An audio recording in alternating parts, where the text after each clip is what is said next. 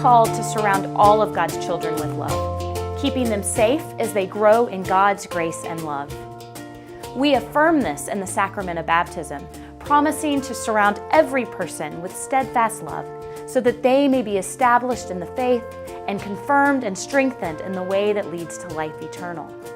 One way we are guided in this work is with a safety policy and a covenant with one another, as we all promise to do all we can to ensure ministry in our local churches, our districts, and our conference ministries are safe.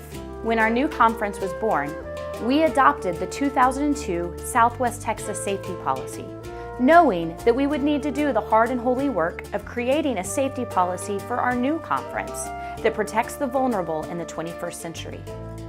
Recognizing the need for a Rio Texas Conference safety policy, the Safety Task Force was charged with the work of creating and proposing a safety policy for children, youth, and vulnerable adults to the Rio Texas Conference.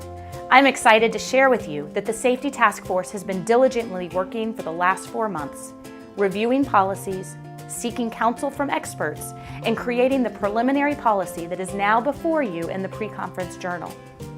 The Safety Task Force consists of clergy and laity from our conference who are trained and have experience in creating and implementing safety policies in a variety of ministry settings. Many have attended Discipleship Ministries Safe Sanctuaries training, and others have experience in education and similar systems, bringing important insight to the team. This policy is the result of much prayer, research, and conversation. The policy has been reviewed by our conference chancellor and approved by the Uniting Table. Our goal was to write a policy that protects children, youth, and vulnerable adults, and to create an implementation plan that includes a process for screening, training, resourcing, and accountability. Our hope was to create a process where local churches, districts, and the conference work together to ensure all persons are safe within the ministry bounds of our conference. With God's help, we can do this important work together. You can find specific information on this policy by reading the preliminary policy in your pre-conference journal, reviewing the information about the preliminary safety policy provided in the supplemental brochure, participating in an informational and interactive webinar that will be held in May. You can register for these webinars at riotexas.org/safe. Or you can always contact me or any other member of the task force with questions. We recognize that every context for ministry is unique, and that a policy cannot contain all that is needed for safe and fruitful ministry.